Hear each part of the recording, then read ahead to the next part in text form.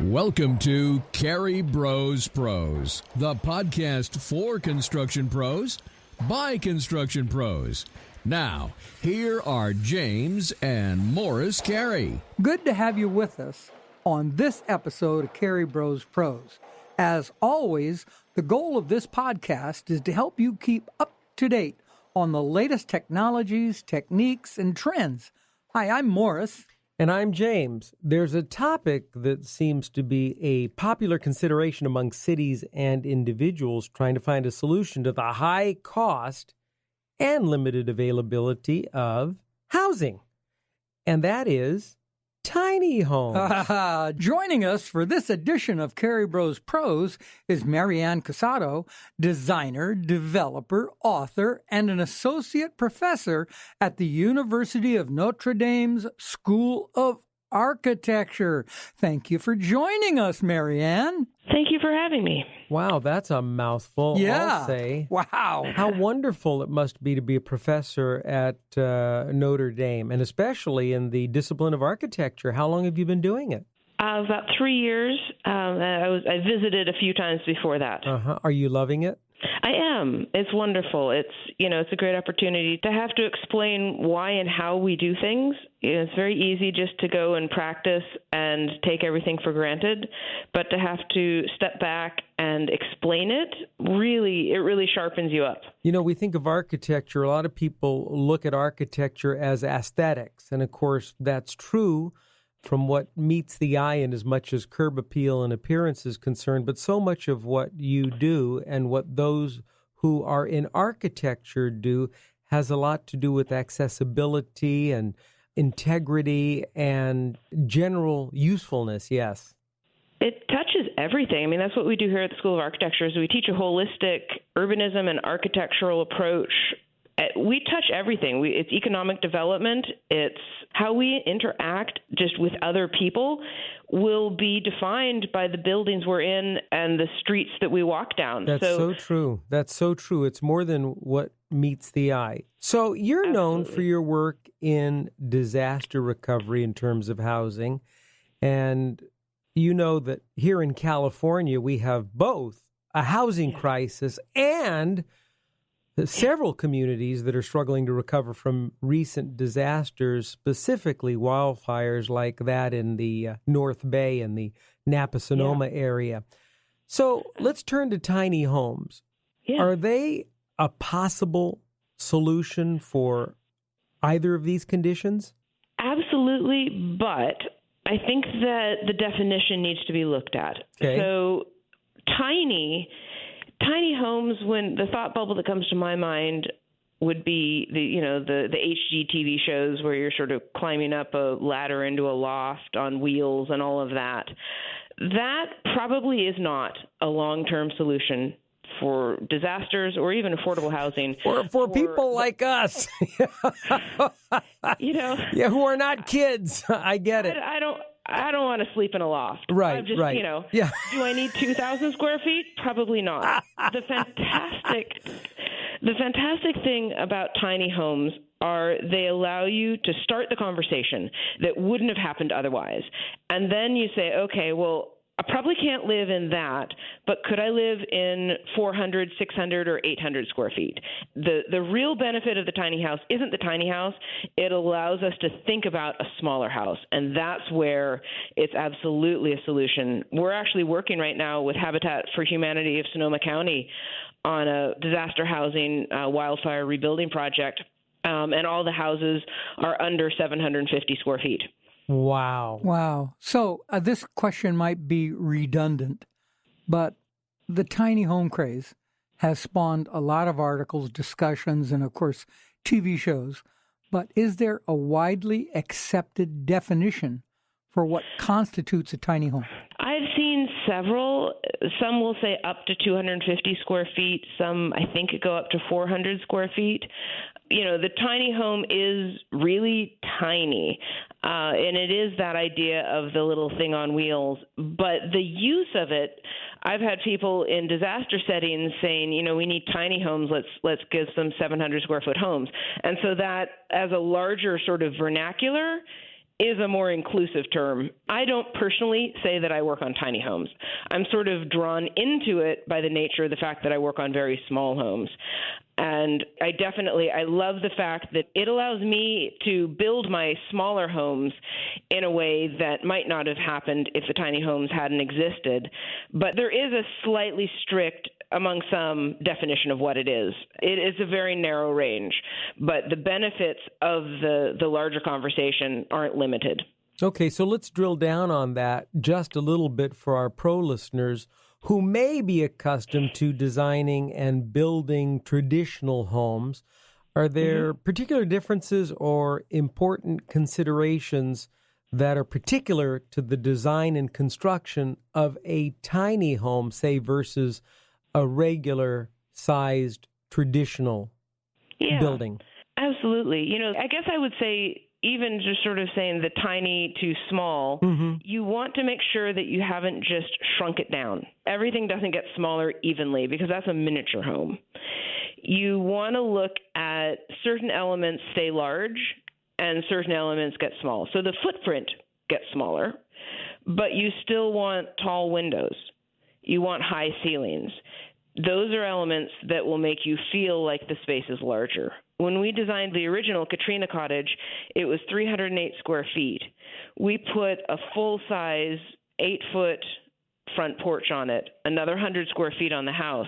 And while that was outdoor space, it was an entirely extra room. So it was a full-size porch. We didn't do a 3-foot porch because it was a 300-square-foot building.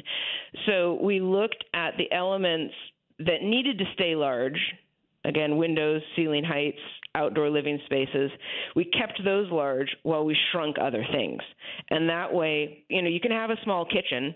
You can utilize your oven for storage. At the time I designed the Katrina cottage, I lived in 300 square feet in New York, so I knew exactly what small living was. I could touch my refrigerator from my bed. That wasn't an issue. I had 2 really big southern-facing windows that allowed light to pour in, and I had 9-foot ceilings. And it made a difference. Wow. And by the way, the idea of touching one's refrigerator from one's bed resonates with the Carey brothers. Hey, after the 1906 San Francisco earthquake and fire, which, by the way, our grandfather, who was a builder at the time, helped rebuild, some 5,500 earthquake shacks were built as traditional housing for many of the residents who were left homeless at that time. We understand that you were instrumental in creating something similar for those impacted by Hurricane Katrina. And you mentioned this a little bit earlier. You call them Katrina cottages. Yes. So, and actually, we looked at the 1906 earthquake shacks specifically in the design and in the concept of the Katrina cottage.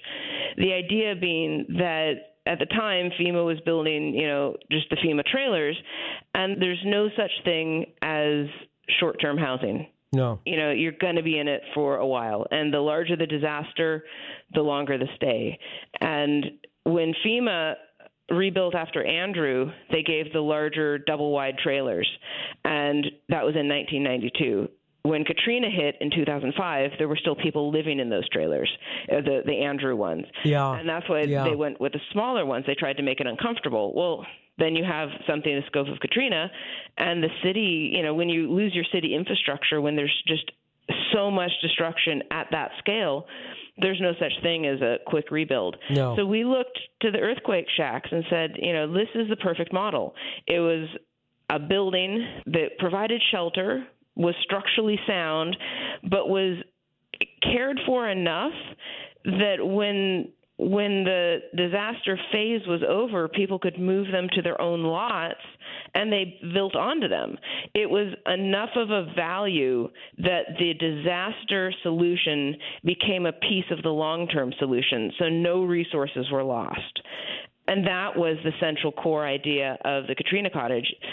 And what we're doing up in Sonoma with Habitat is the exact same idea. We're doing a temporary development where the buildings will be on a temporary site, and then over time, as the rebuilding efforts happen for regular homes, and the people that will live in the temporary units move to their permanent homes, the physical structure will be moved to a permanent location and sold to a Habitat family. You know, that makes so much sense. What an excellent use of resources, both human and building resources. And yeah, very interesting. Yeah, thank you guys. Yeah, that took me to a great website, which is I had not previously been to, sf.curbed.com,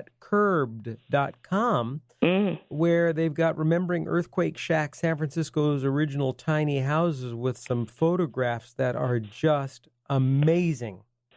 And if you think about that, can you imagine in 100 years having a situation where a FEMA trailer would be worth the sort of add whatever the equivalent in inflation is? $2 million. $2 million.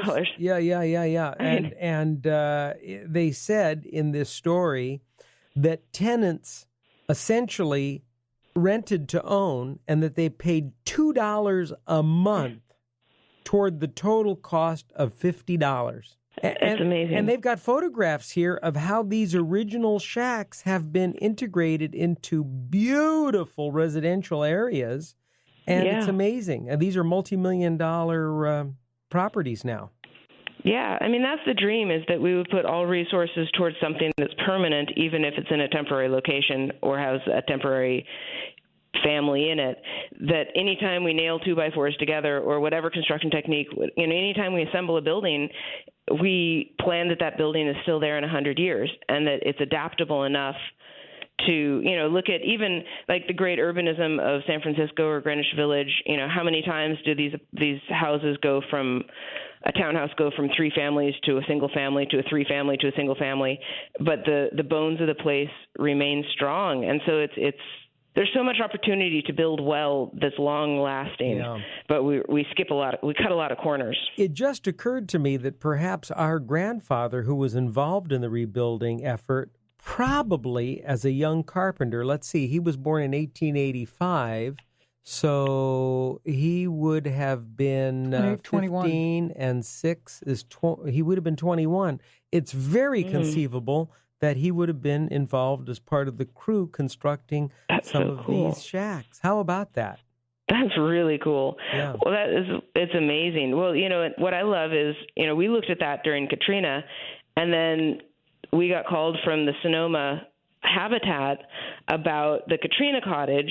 They didn't know that we were looking at San Francisco in our precedent. And so when we came back, it was like, everybody at one point people were saying, well, we don't want New Orleans stuff. It's like, no, we're not giving you New Orleans. We're giving you San Francisco earthquake shack. Yeah. They just, it's the fact that 100 years later, it circled back, and that has inspired what's happening up in Sonoma County from the wildfires.